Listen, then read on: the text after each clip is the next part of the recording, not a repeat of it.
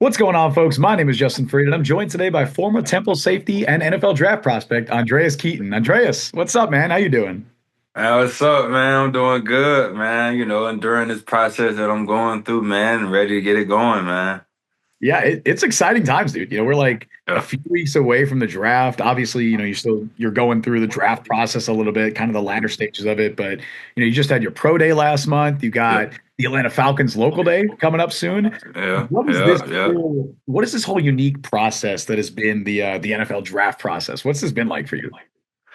It's a process in itself. I guess its own journey, and everybody kind of has their different journeys. But mine, it's been a real level-headed and adversity, or all the long workouts. Because my pro day was at the end of March, so it was just a long journey working out, building the connections with the right people. And so it's been a journey for sure. But I think what's held me through it is just, the discipline part and, just the want to. So, but it's been healthy. It's been real healthy just because I have a good support team around me. So it's been real good. For sure, man. It's like a game away from the game. You got to Yeah. play the game to get to the game. It's up, man. It's something. Before we get into more draft stuff, I wanted to go through your football journey a little bit. First, starting with Western Carolina. Now, Yeah. you weren't a super highly recruited guy coming out of high school. Obviously, you had plenty of FCS offers, but Yeah. the top D1 programs weren't really there as much. From Georgia, it's a football hotbed. Very easy for talented players like yourself to kind of slip through the cracks. Did that kind of put a chip on your shoulder from early on, kind of establish that underdog mentality a little bit? I think. And throughout college football, you have to have that chip on your shoulder, and especially come from high school, just the way the game is now, especially with the NIL, you're not, and just it didn't really affect me much, but also like you have to also compete against the JUCO players and this, that, and third. So like now it's more of like it's almost like a free fall almost. So you have to have that chip on your shoulder. You have to make sure that you're getting what's yours while being a team player, of course, but you have to, build that hungry attitude to not leave nothing on the table. You know what I mean? So I'll definitely say it did build a chip for granted, and it was God's plan because that I was a COVID baby, so I didn't really get to get that recruiting process. So I didn't really get to see a lot of the teams, but God sent the teams that He wanted me to go to, and it worked out. It got me to the spot I am now. So I wouldn't say I'm mad about it, but it did put a chip on my shoulder for sure. Yeah, what was that recruiting process like? Because you mentioned it was the COVID year. That must be a weird process. What went Yeah. into your decision to choose Western Carolina? The recruiting process was like no other. I was my going into my senior year, so I wasn't, senior year is that year, you really want to ball out your junior year. I did have to film, but then that senior year, I couldn't go on no visits. I couldn't, no coaches could come on campus. I couldn't go to no camps. Um, no spring practices. Like it was no official visits at the time. Like, it was nothing like that just because of the COVID. So that kind of really impacted the whole recruiting process and journey of its own. So of course, I picked up a lot of FCS offers, and I think my first one was like UTM, University of Tennessee Martin, and then more kept falling in, and then Western Carolina came around the corner, and me and my family, we just felt that it was right. And I did commit to them blindly. So like I wasn't able to go up there and see the campus. They had just got a coaching staff change my freshman year. So the previous coaching staff wasn't even recruiting me. So then it was tricky. Then I got up there and then the safeties coach changed. And then I met then my safeties coach, Coach Scale. So it was just like a whole process in its own at a young age too. So and I think it helped me because it just was eye opening to how the college life is like. It's a business at the end of the day, from coaches to players, players to coaches. So it was a journey in its own, but I ended up blindly committing to Western and just took off from there. Yeah, you definitely took off. I mean, through all that adversity, through all the coaching changes, like you mentioned, the staff that recruited you wasn't even the staff that was there with you your freshman year. You still immediately make an impact. You start immediately, earn conference freshman of the year honors. You lead your team in tackles your final 2 years at Western. Yeah. Was there any consideration of entering the transfer portal and maybe jumping up to that FBS level earlier than you did? Oh, of course, man. I'd probably say truthfully, I started hearing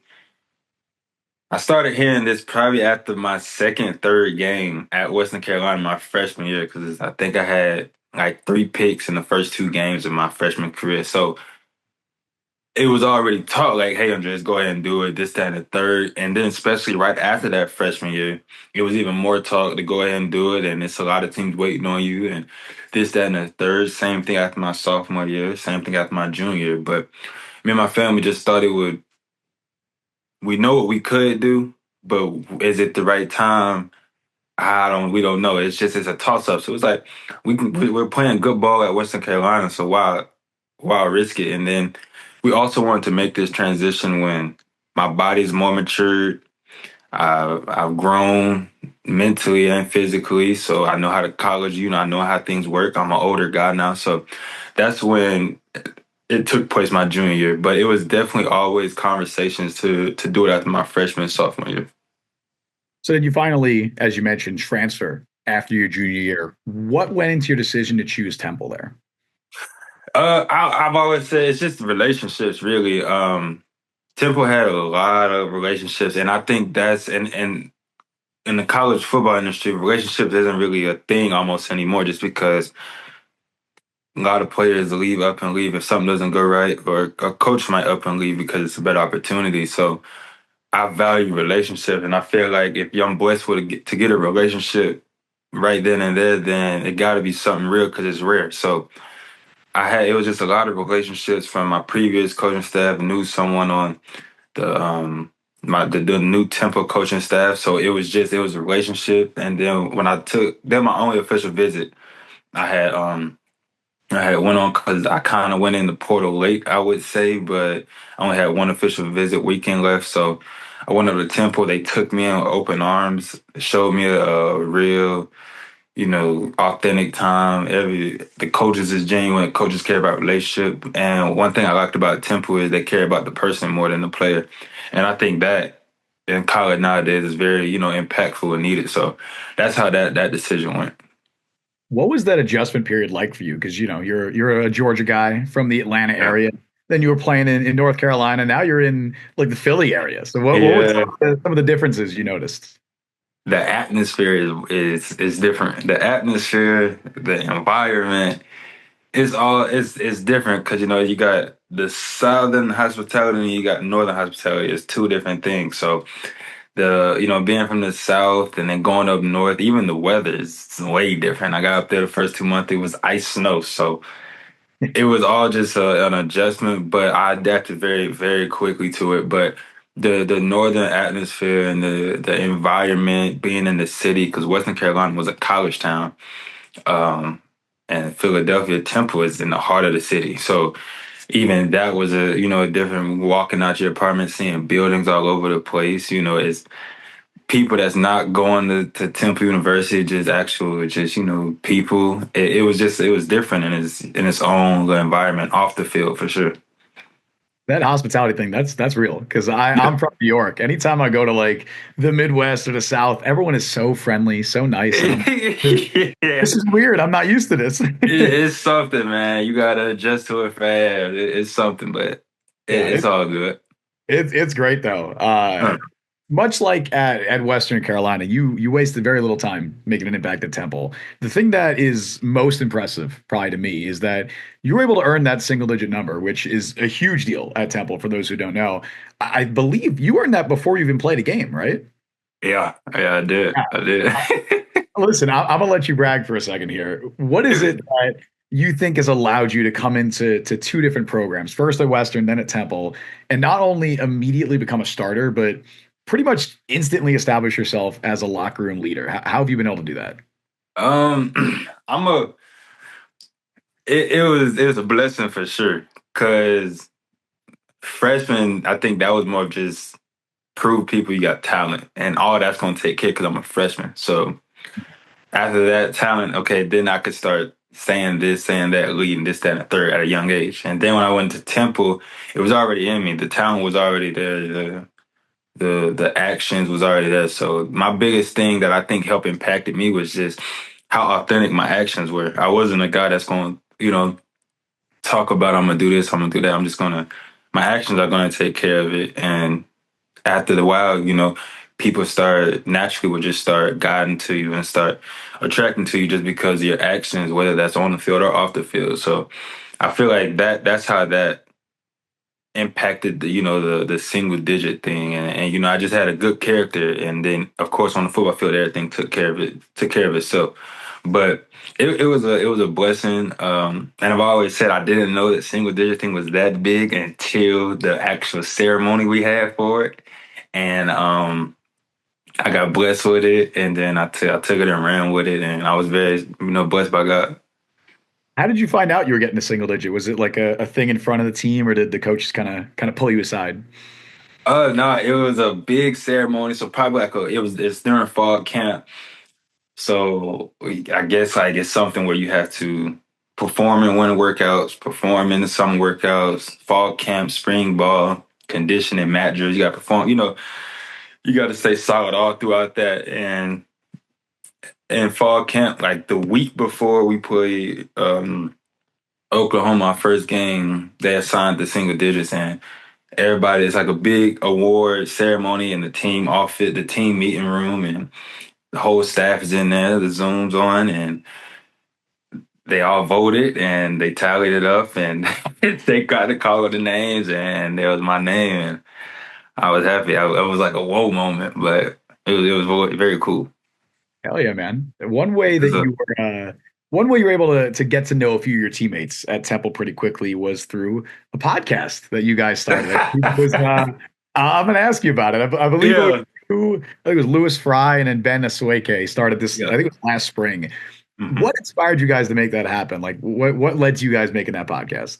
Um, so just my personality, I have just, and I don't like to brag about, it, but I just have a good character about me, and on a football team, in order to be successful, or in order to win in the late in the season, or in order to get through any adversity, you have to have like a bond.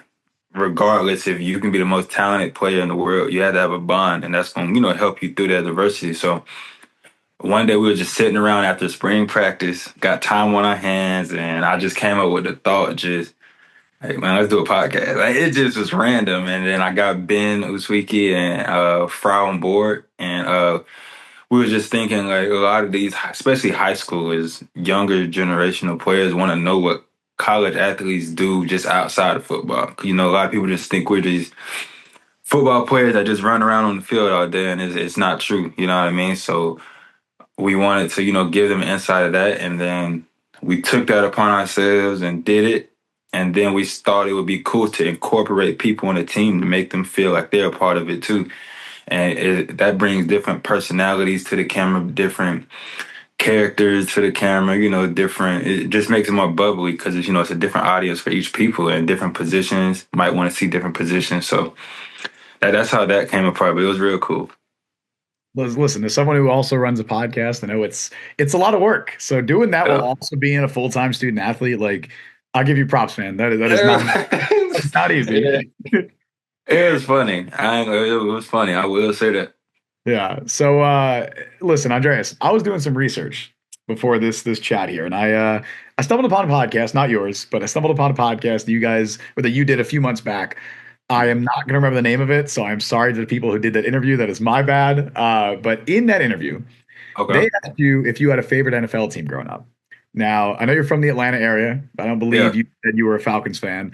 I don't know if you know where I'm going with this, but in that interview, you did say that you were briefly a Jets fan for a little while because of this place called Jet. Yeah. I think they It have one just, of those in Brooklyn, by the way. So yeah. if you're in New York, hey man, uh, I'm gonna need you to Yeah. elaborate further on that because Jets. I'm a Jets fan here. This is a Jets podcast. I'm gonna need you to elaborate on that. So yeah, growing up, my dad is a heavy NFL player fan. He's a big Pittsburgh guy, so my mom didn't know what she liked. So I just was just in the mix, and just being a young and watching football on Sunday was just like whoever making the best plays. I'm a bandwagon. I'm just a team. I'm just going. I didn't know nothing, so I'm that's the team I'm a fan of. But then one day my mom had brought this pizza home. It's called Jet's Pizza, and I was a big, and then like, I thought it was, and I was young, so I thought that Jets pizza was from Jets football. Like I was trying to put it, but I was like I said, I was an elementary, so I didn't really know nothing. But that wasn't the case at all. But I thought they was in relation, so I was a big Jets fan at like for a little time, and then I realized that Jets pizza wasn't related to that. So then I was like, okay, makes sense. And then, but yeah, for a little minute, I used to love the Jets because they had a Jets pizza. So we used to get on Sundays a lot. So it just made sense for me. You know what I mean? They, So that's how no, that that's worked. Yeah. good. Listen, maybe they got to get some kind of a sponsorship going. We'll bring you back. Make you. They actually get a brand sponsorship going. Hey, Do you remember that's what time that was? So like who was some of the players that you remember from that time? man.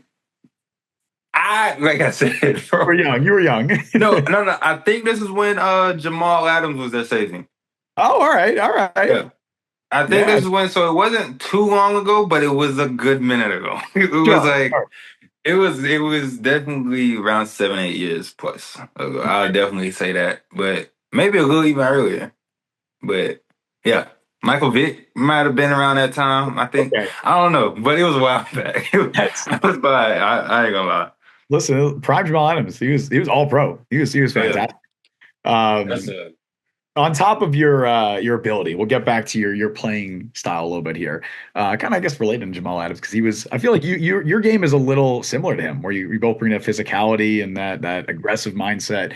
But on top of your ability to contribute on defense, you also have quite a bit of special teams experience. yeah. How much pride do you take in that part of your game? Your ability to contribute on special teams. Special teams is the most important probably section on a football team, and that's just because most football teams in the course of a game, you're gonna have three possessions. You got an offense, defense, and the special teams. In order to win the game, you have to win two over one. So is one you have to win on special teams because it's rare to win, offense and defense. Because sometimes the offense and defense one might slip up a game. That's just football. So all the special teams, if you always guarantee a special teams win 9 out of 10, you're gonna win the game. Just the odds are in your favor now. So and I started to have to learn that mindset as I got older. But you have to take pride in special teams because that's just one play, but that one play can change the whole event of a game just because of the momentum it carries. So you would definitely have to take pride in that for sure. My favorite stat to show the importance of special teams. I forget what year it was, but there was a Chargers team that had the number one ranked offense and the number one ranked defense, but they Okay. missed the playoffs because they had the number 32 ranked special teams. That shows Ouch. right there. I forget what year that was, but I was like, that is crazy. Yeah, special teams matter. You'll start recognizing that as you get older. Yes, Mhm. sir. And that's something Mhm. teams care a lot about at the NFL Of level. course. Especially if you're not going to be, a top 10, top 20 pick, you have to find ways to make an impact. I Oh yeah. don't think that's going to be an issue for you. And speaking of teams, I got to ask, are there any teams you've kind of spoken with at length, either at your pro day or, any point in the draft process? Oh yeah. I've had brief conversations with some teams after my pro day. I don't know. Are you asking like the names of them? I mean, whatever you could share, if you feel comfortable, absolutely. Yeah, I've spoke with Detroit at briefly. These are all after the pro day. Detroit Jets, Chicago Steelers, Mm. um, Panthers, Carolina Panthers. So I've spoken probably some more New England. I've spoke with some teams briefly. No sit down long hard conversations, but definitely spoke with some teams. After the pro day. Just meeting them, putting a face with name, and all those good things. So I've definitely been in that process. What was that meeting with the Jets like? Like I said, it's very very brief. It wasn't like do you have any siblings, or it wasn't like it was just like a very brief. Just basically talking about how you put a good day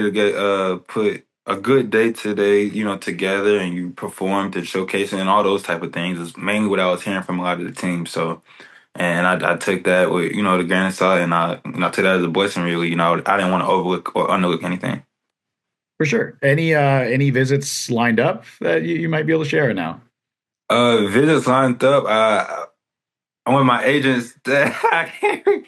Well, I if can't you answer can't share, that. that's okay. Yeah, I can't. But the most.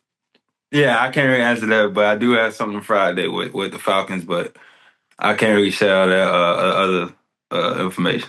That's all right. I got you, man. Don't worry. It's All right, we'll finish this up with a few fun little quick hitter questions, kind of okay, cool. get to know you style questions. First one, very simple. What are some of your favorite hobbies outside of football? Bowling and playing the game. Oh, all right. What do Yeah. you bowl? What I bowl? Yeah, like what's your high school? Usually it depends on how I'm feeling. Okay, might go 150. Sometimes I go 170. It just depends on who I'm going against. But I can get it going though. sure. I can get it going. Hey, man, that's pretty good. That's better than me. I actually just went bowling like last weekend, and I bowled like 120, and I was pretty proud of that. I was like, all right, Yeah, no, what's I held my own. good? I held my own. Yeah, 120 good though. Yeah. No gutter balls. That was my goal. Yeah, don't get in them gutters. So that ain't a good look. Man. I ain't gonna lie. Yeah, no, no. I'm not playing with the bars up. The bumpers, I yeah. know the bumpers now. No way. Uh, Oh, now I did see that you played a little basketball growing up. You dabbled. It wasn't something that you sought a career path in, but I feel like a lot of people have asked you probably who your NFL comparison is, right? I'm interested in who your NBA comp is. If you were playing in the NBA or even when you were growing up, whose game are you most similar to? I would probably say if I had to do, I would probably say I'm like a like a I'm like a Carmelo type of guy. Yeah, Right. yeah. You get buckets. You're a scorer. Yeah, I'm a triple threat type of guy. I'm not with all the dribble. I'm a triple threat pass. I ain't might get an elbow shot. I ain't doing that too much though. I mean, look, Yeah. I'm a Knicks fan. You're speaking my heart right there. That's Oh yeah. basketball Hall of Famer Carmelo Anthony. Melo. Absolutely. Mhm. I mean, look, as I just said, I'm a Knicks fan too. I see your size. You're like 6'2", 200. I'm just saying, Jalen Jalen Brunson. I feel like Hey, the same body type. man. He's got the That's quick working in the smaller guy working in the post, like the physicality. I see it. I see the vision. yeah, I can get it going if I need to. Yeah. Hmm. All right. Last one. This is always one of my favorite ones to ask. What is your go-to karaoke song? Go to karaoke. I'm probably gonna have to say a Neo. I'm saying Oh, Neo Miss Independent. oh, Uh, yeah. Okay. I'll probably have to go that. That's just a song that can really it could get me moving a little bit. You know what I mean? So I'll probably say that song. that's a tough one too. Neo can sing. That's a tough Yeah. one to try and match, but it's the performance that matters. That I can get it going for sure. Oh yeah, man. All right, Andreas, I really appreciate you taking the time, dude. I want to wish you the best of luck with the draft later this month. It's a busy few weeks coming up for you, but try and enjoy it as much as you can. Spend time with Yeah. the family, all that stuff, dude. So I appreciate you and your time, man. I thank you. Appreciate you, man. It's up.